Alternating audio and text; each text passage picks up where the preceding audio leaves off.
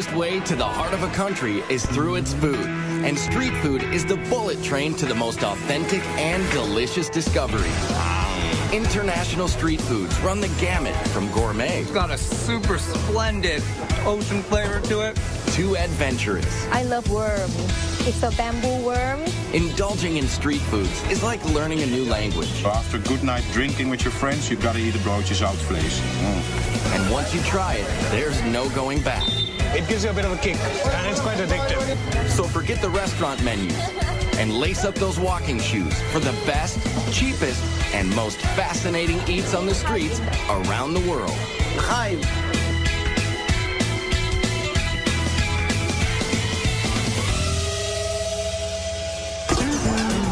Food. It's the #1 reason people like to travel, and the best place to find it is on the streets. There's no better place to rub elbows with the locals and grab a bite that's fast, inexpensive, and speaks volumes about the culture. From Mopani worms in Namibia to hot dogs and pretzels in New York. Street foods reflect the essence of a place. Scoop up a camel spleen sandwich in Morocco, and you're digging into a piece of Berber history. Bite into spicy rabbit heads in China, and you're overwhelmed by the Sichuan tradition of spicy and bold flavors. They're mouth-watering, portable, and cheap. Like the best jerk chicken you'll ever eat from a stand in Kingston, Jamaica for a couple of bucks. Vendors are magicians with just a cart, a grill, and a few fresh cuts of meat and spices. While food trucks are revving up in the United States, street foods have been around for centuries throughout the rest of the world. So we travel across the globe to Jerusalem for snacks as old as the Bible, to Berlin and Amsterdam for sweet and savory flavors from Europe, and to Tokyo, Hong Kong, and Mumbai, dishing up everything from eel kebabs to stinky tofu. And we start in Mumbai, India. It's the largest open-air kitchen in the world. Sizzling hot, crazy loud, fast, and always cheap. Capable of serving, get this, more than 20 million people a day. Mumbai is India's most populous city, a magnet for people and foods from all over the country. You'll get a taste of every part of India on the streets of Mumbai. You won't get that anywhere else. Kalyan Karmakar is a market researcher, but his passion is blogging about street food of his native India. Warm temperatures and dirt-cheap food carts bring practically everyone outdoors to socialize and eat at the numerous cow gullies, which means eat streets. And like this cow gully in the Fort Commercial District, there are always stands noisily cooking up pav bhaji. Pav bhaji is a cross between vegetable stew and gravy served with hot buttered rolls. The base starts with potatoes hand mashed in butter, along with diced tomatoes, onions, peas, and peppers. And then he's going to add his red masala and then spices and then a touch of lime. It originated to feed textile mill workers in the 1890s. So in India, we don't use spoons all the time. We use like our breads, our hands. It's really delicious. For me, it's really all about the butter.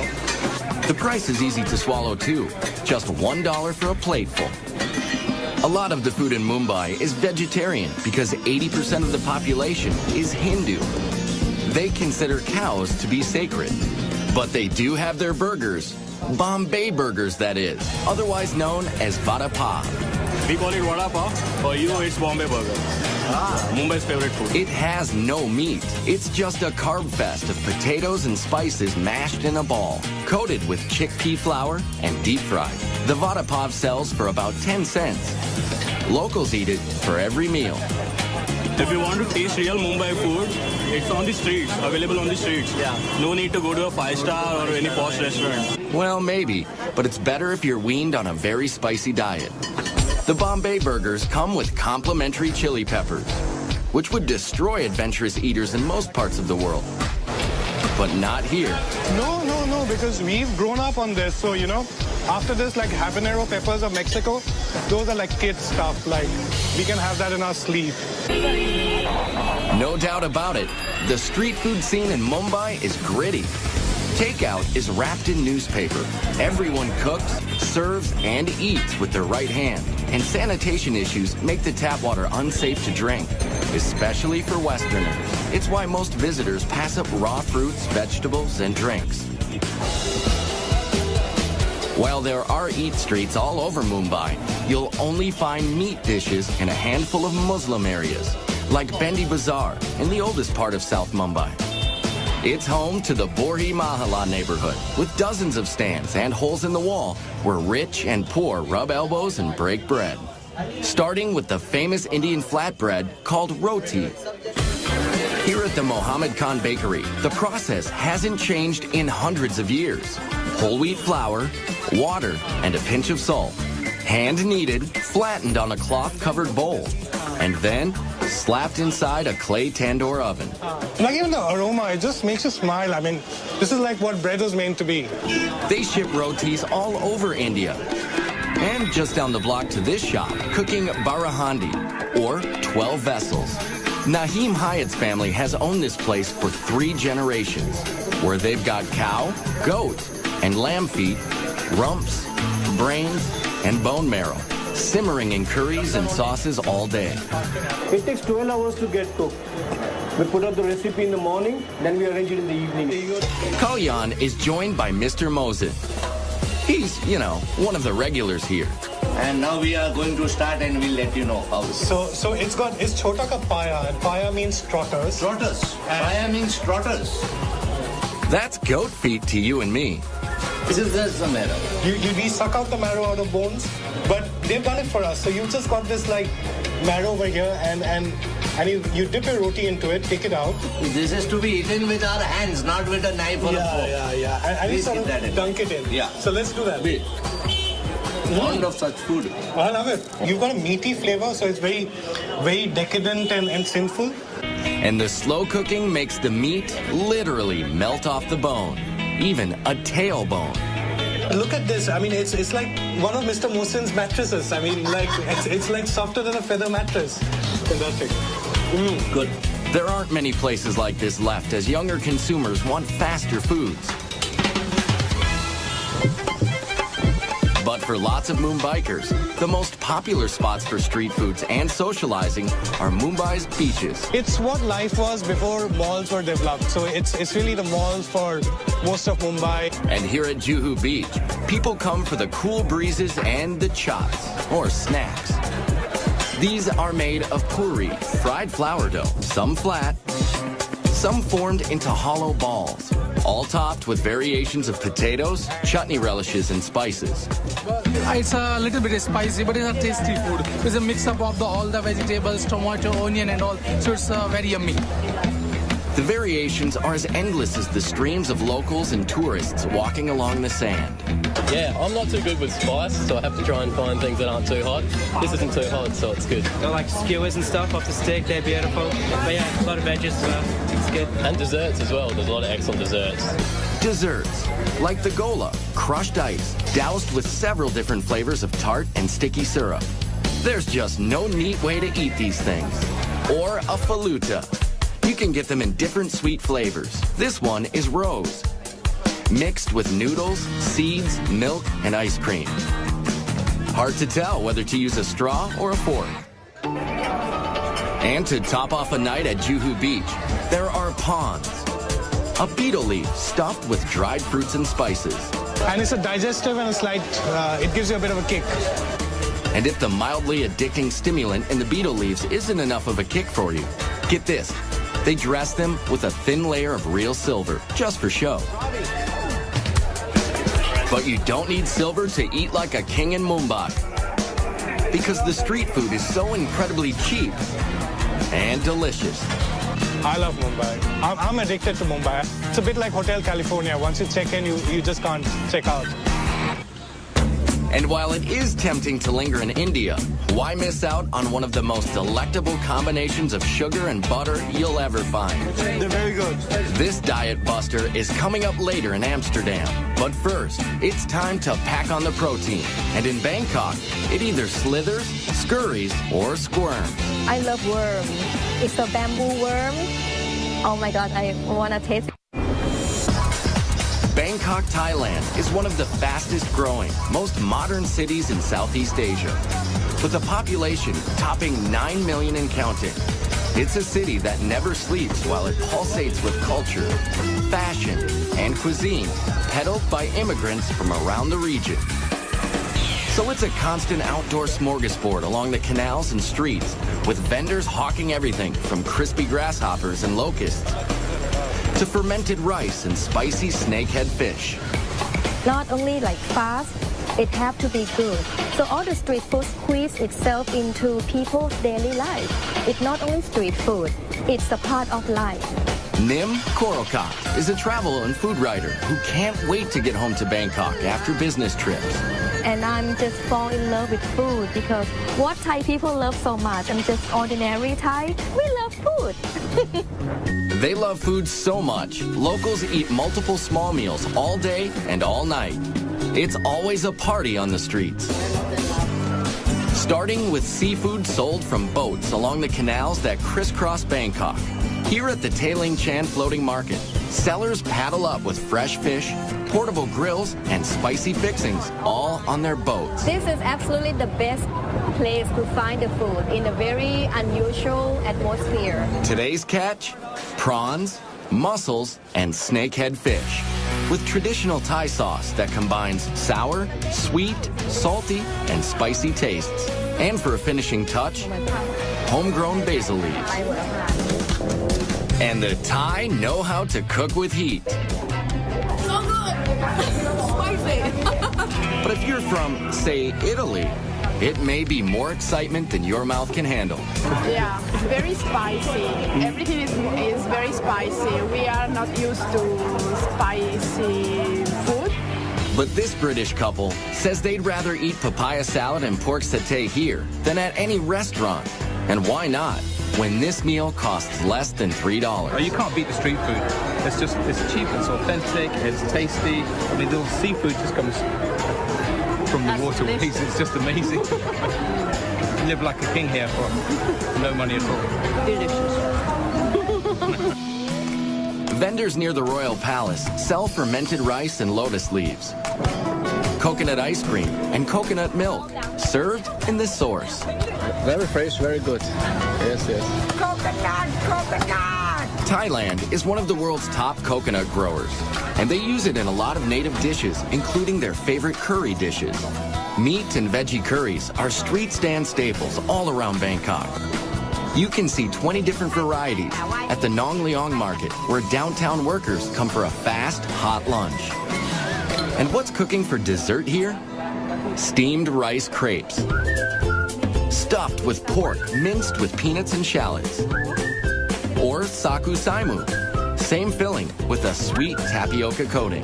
When we talk about people, Thai people, Bangkok people, they all make a joke about us that we eat like 5 meals a day, which is not true because we eat 7 meals a day.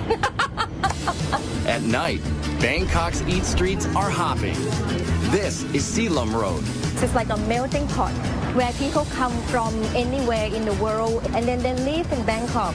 What they bring with them is not the suitcase, they bring the food. So there's shawarma from the Middle East and noodles with barbecue pork and crab from China. The late night and backpacker crowds also flock to this street food haven along Khao San Road, where immigrant cuisine is hot stuff, like Indian rotis cooked with banana, condensed milk, and chocolate for dessert.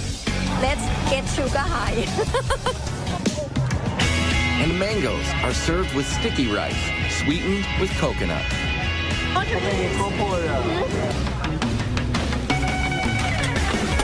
And it wouldn't be Thailand without pad thai. But this iconic dish is cooked in several different ways, down to the choice of 4 kinds of noodles. This close to the sea, shrimp is a popular version. It's cheap and it's safe and it's really nice.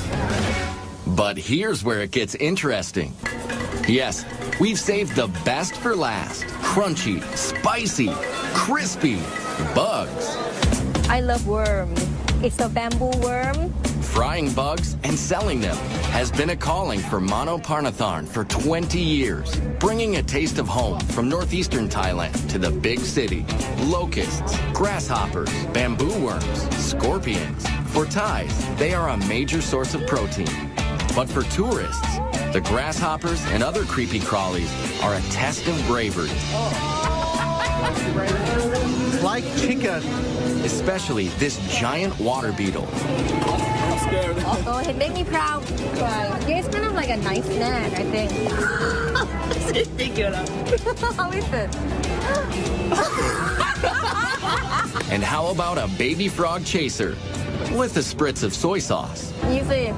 Good, good. Like a chicken, yeah. Yeah, like a thin chicken. Yes. This tough guy orders one locust, but gets more than he bargained for. Yeah, for 20 baht you get a whole bag of locusts. That's about 65 cents for the family pack. Very salty and crunchy, which I thought they'd be sweet locusts, to be honest with you. And I'm a little disappointed, but it's not actually terrible if you don't think about it too much.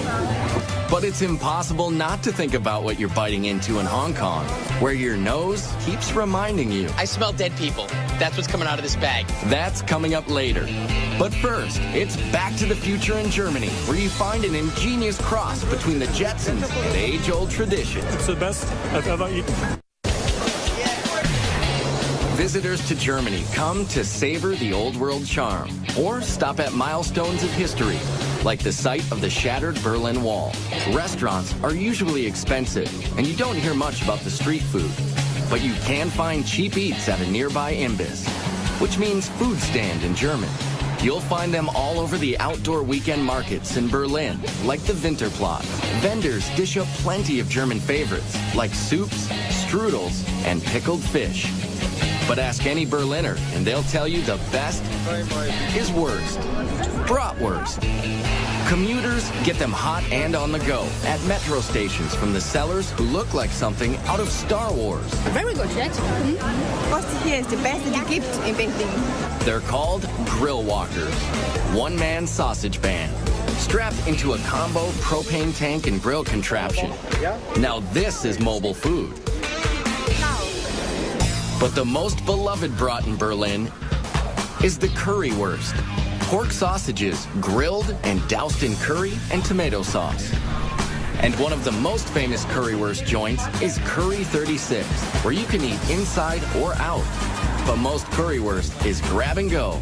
I asked them where you can get the best currywurst in Berlin, and they told me Curry 36. So I'm here now to taste, and it's great. Urban legend has it that in 1949, a German housewife traded liquor to British soldiers for the hard-to-find curry spices. She cooked up the cheap but filling dish. This meal deal is less than $4. Oh yeah, really good. Over the years, Germans have acquired a taste for Mediterranean fare brought by Turkish immigrants like this modest guy. Come to Mustafa's Kreuzberg, Berlin City, richtig. Best kebab in town. Doner kebabs are like heroes, an oversized sandwich made of pressed spiced chicken, veal, or lamb, sliced paper thin and piled high with veggies in a pita, all for about $4. I love kebab, yeah? Before, I don't found a good kebab, and I think I must make the best. Food writer Steen Hansen agrees. Got lovely meat here. We've got some feta cheese, onions, salad, some pieces of potato. Just delicious. And if you're on the hunt for another European street food adventure, head west to the Netherlands. Amsterdam is known as the Venice of the North because of its canals and seafood. We eat the shrimps, we eat the eel, we eat herring. Boy, do they eat their herring. Vandaag voor u wel. Dutch foodie Francis Broekhausen gets his fix at Dappermarkt Street Market. Raw herring is salted for several days and sliced into bite-sized pieces with raw onion and pickled gherkins thrown in. They leave the pancreas inside, so the enzymes, they make the flesh really soft. Oh. It's good. Delicious. Cod is another favorite Dutch street food. In a batter with a lot of spices and herbs. And just like in Germany, Amsterdam's large immigrant population is mixing it up. It's a lot of influence of different cultures. So we have Suriname people, Moroccan, Turkish.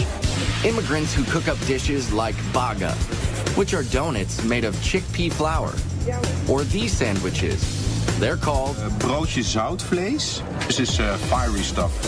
Sticky, gooey, hot. They are stuffed with spicy, fatty, cured beef, brought by immigrants from Suriname. Look at this. Animal fat. And all over Amsterdam, you'll find snack kiosks popular with tourists and the drinking crowd. Like the carb-loaded street foods across the canals in the Albert Cup Markt. Bet these fries smothered in mayo can cure a hangover. Yeah, mayonnaise, baby. Oh my goodness. Folks also flock to outdoor markets to avoid the pricey restaurants, even if some of the street eats are a mystery. Still not quite sure what kind of meat this is, but it's delicious. Less adventurous tourists head straight for the famous Dutch sweet stands. This you can find all over Holland. The stroopwafel. Stroopwafels are a Netherlands creation dating back to the 1700s. 2 paper-thin cookies with sweet caramel honey slathered in the middle. This one is a secret family recipe. My father was busy getting the perfect recipe for many years. And finally he got it. Very good. It's awesome. Very sweet, warm, tasty, rich.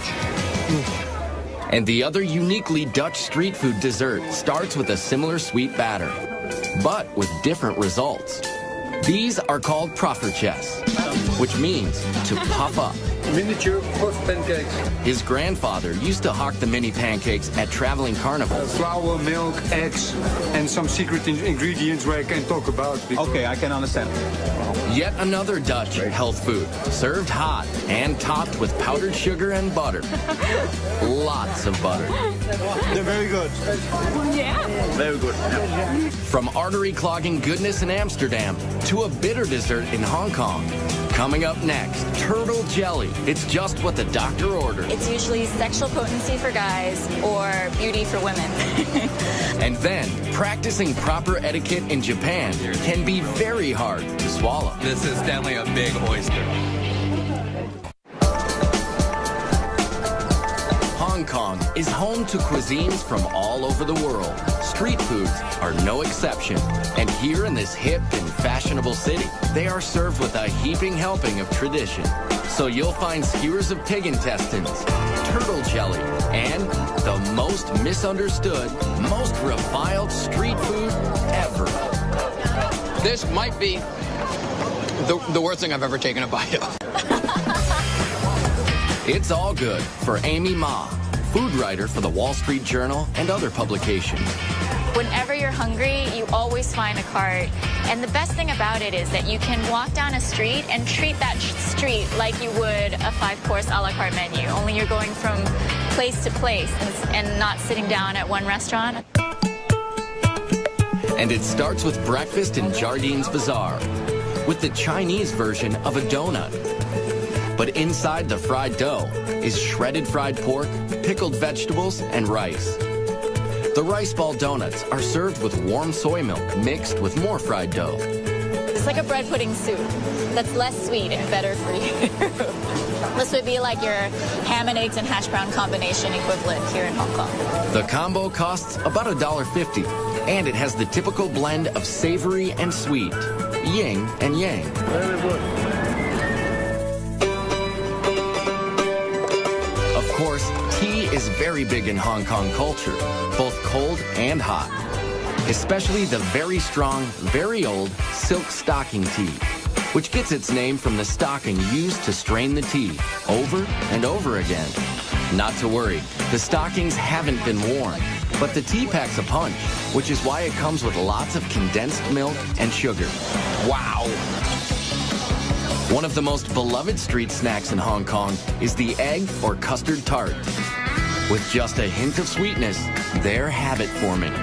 It's kind of like a flan creme brulee, and the best pie crust you can think of, all rolled into one.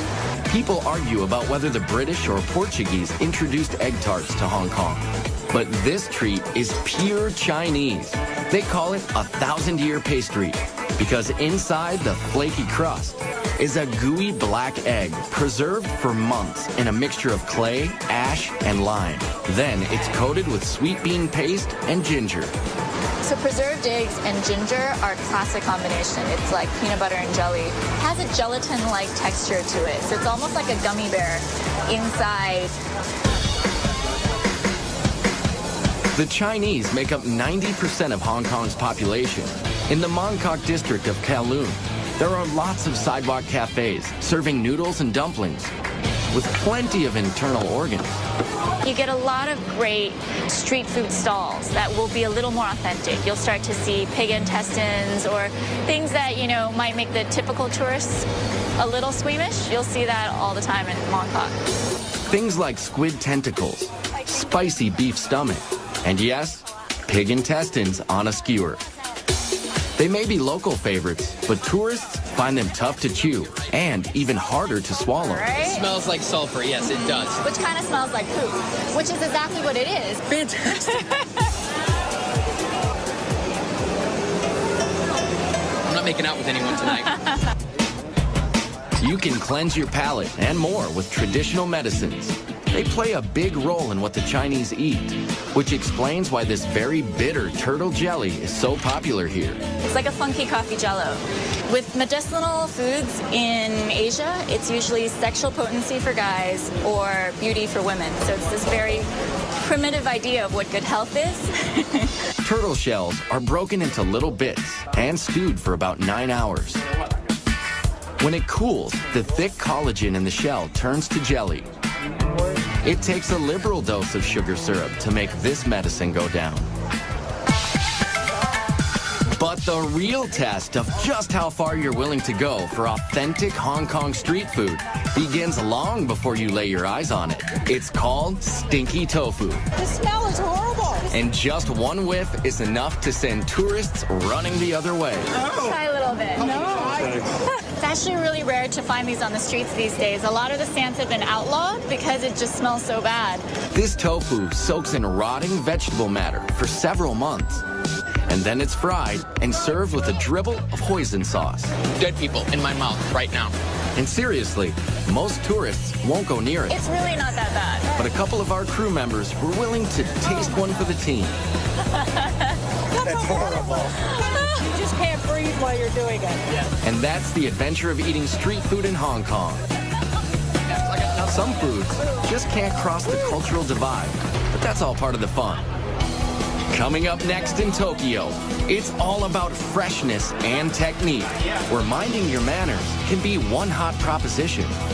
Then, an age-old ingredient in Jerusalem cures everything from aches and pains to wrinkles. You'll become a more beautiful boy. Eating in Japan is all about art and etiquette, down to the smallest of street food stands and the grittiest of neighborhoods. Like the stalls around the Tsukiji Fish Market in Tokyo, where everything is immaculate and fresh. Yes, Tsukiji Fish Market is the most famous and biggest fish market in the world. Here you'll find every kind of fish and seafood imaginable. Much of it served raw. The sushi is definitely the freshest in the world.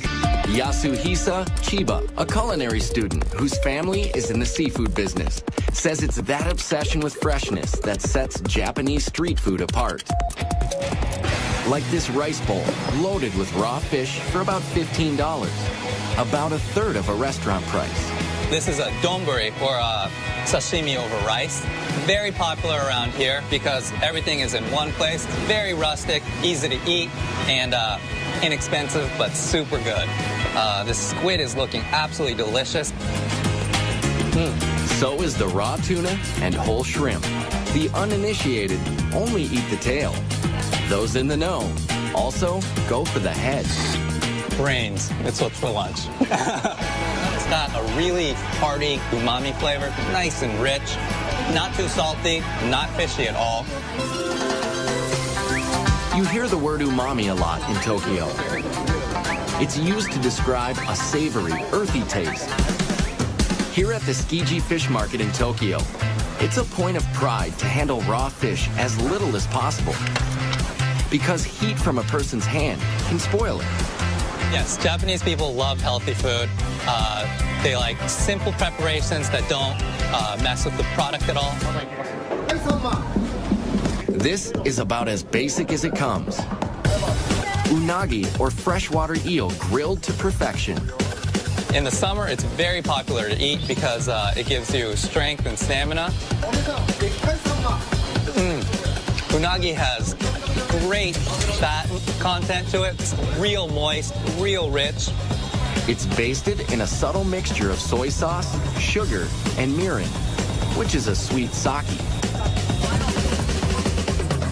There's nothing subtle about the stand next door, selling giant raw oysters. Look how huge that is. Protocol dictates you've got to swallow it whole, no matter how big it is. This is definitely a big oyster.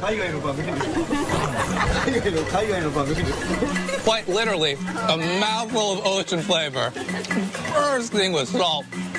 And the really meaty, super good. Another popular street food is much easier to swallow. It's ramen soup with lots of noodles and broth.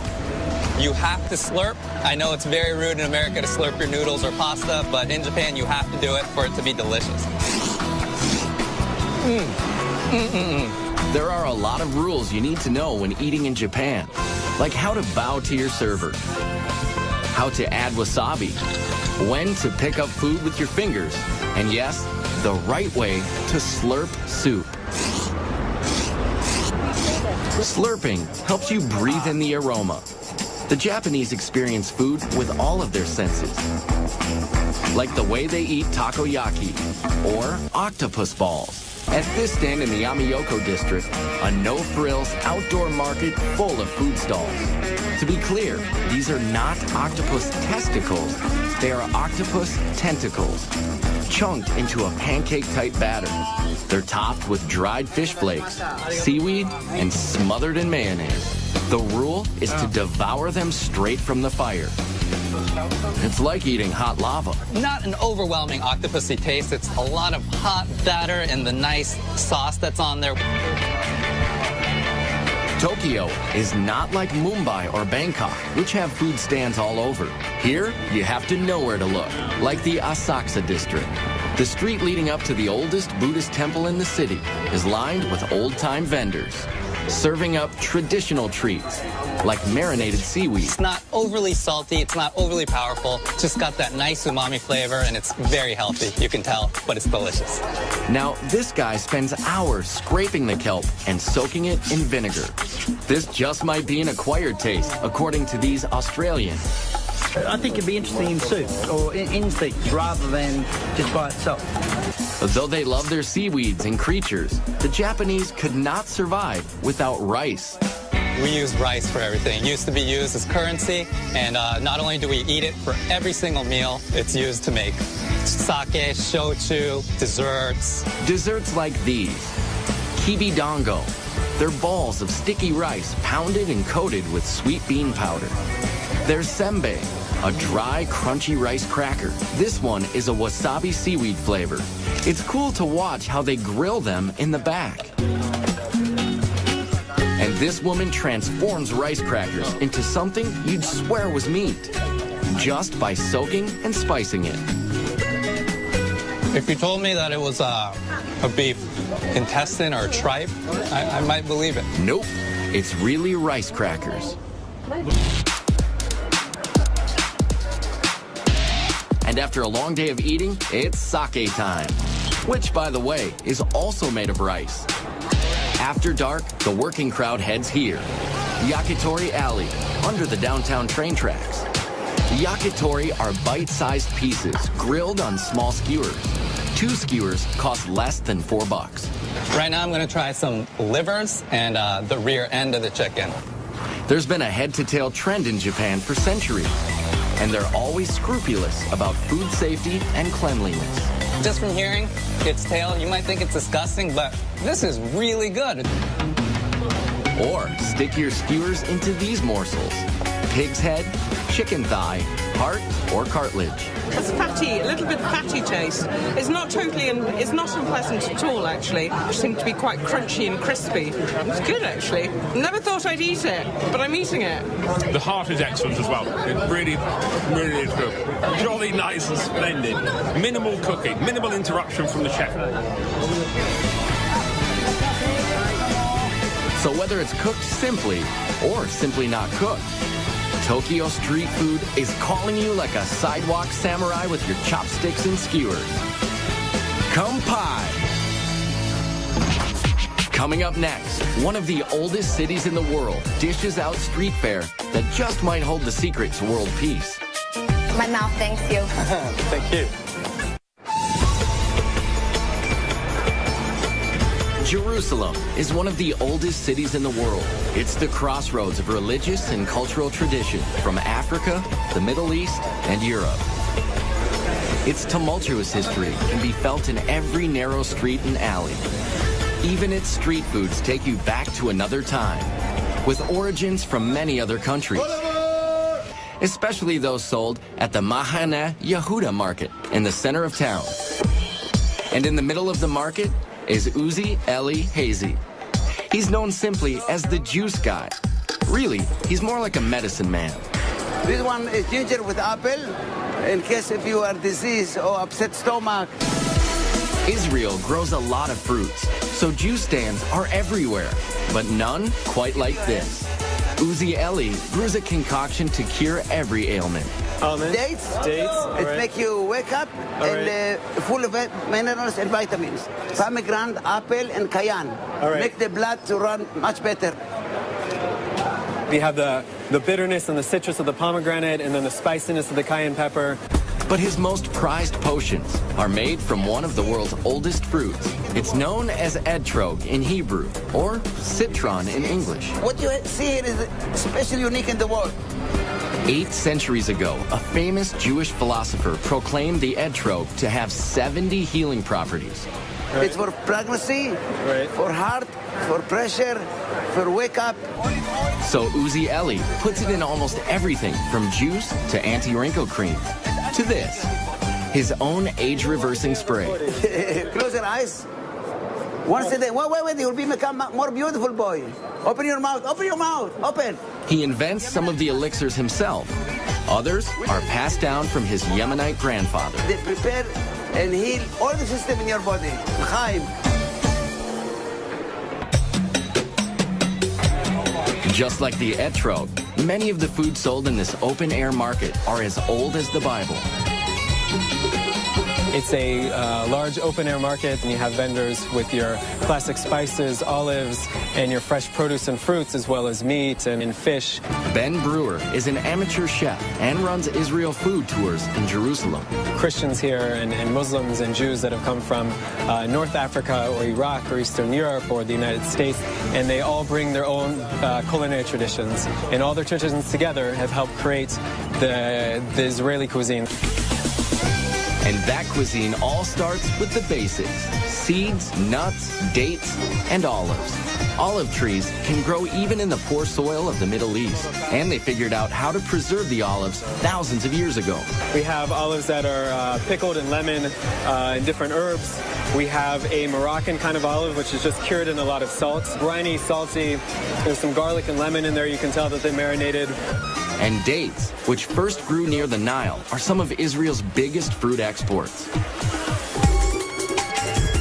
The king of this market is out hawking a dessert called halava. Amazing.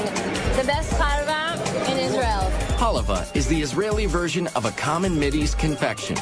Here, it's made from a dense base of sesame paste and sugar.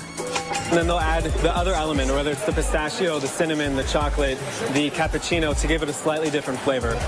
It tastes like sesame, but sweet, very sweet. And in a back quarter of the market, they're still baking the same breads they have for millennia: laffa and pita. sold to stands making Jerusalem's most iconic street foods, shawarma, kebabs, and falafel. Every ethnic group makes its own versions of falafel, but they're all basically ground chickpeas and spices, molded into little balls and deep fried. It's so good, really, because also it's crispy. All of the people around the world like falafel. Kebabs also originated in the Middle East, and although many cultures have adopted them, you can't beat the real thing just outside the ancient walled city of Old Jerusalem. And at $5, the price is right. This is a part of their culture, and to experience some of the country, so I think it's a good idea. And it's also cheap. Yeah, exactly. Some of it you get at restaurants is the same, I think, but just overpriced. Jerusalem is the crossroads of many cultures and religions. The Arab Quarter is just inside the walls, through the nearly 500-year-old Damascus Gate. The Shoot, or Bazaar, is a maze of ancient alleyways, selling everything from clothing to all kinds of Middle Eastern foods, like pastries and shawarma. Shawarma is made by alternating layers of seasoned meat and fat onto a vertical skewer and slow roasting it so the fat makes it moist and tender. It's the perfect food for eating on the go, and it's habit-forming. Al-A Eilat has specialized in chicken shawarma for 72 years. That looks really good. I'd like to order one shawarma, please. Sure. Would like to have it in pita bread or in the laffa bread, the Arabic bread? Decisions. The choice of salad toppings is endless. And it's finished with a drizzle of tahina, a sesame sauce. Abed Hafiz has been cooking it all his life. It's my grandfather's restaurant. It's a burst of flavors. My mouth thanks you. This is the best fast food in the world. I love the food very much. And that's the delicious lesson found in the ancient traditions of street food in Jerusalem. No matter where you come from or what religion you practice, it's the one thing everyone can agree on. And all around the globe, street foods are bridging cultural divides. So Hindus and Muslims can break roti together in Mumbai. The Japanese can keep up their ancient food rituals even on the go. In Hong Kong, locals can still find old world foods and drink herbal remedies at stalls in the middle of a modern metropolis. And the Bangkok Eat Streets offer a melting pot of cuisines. While in Berlin and Amsterdam, you can find natives, immigrants, and tourists lining up to taste the best of all worlds at great prices, keeping alive the tradition of street foods around the globe.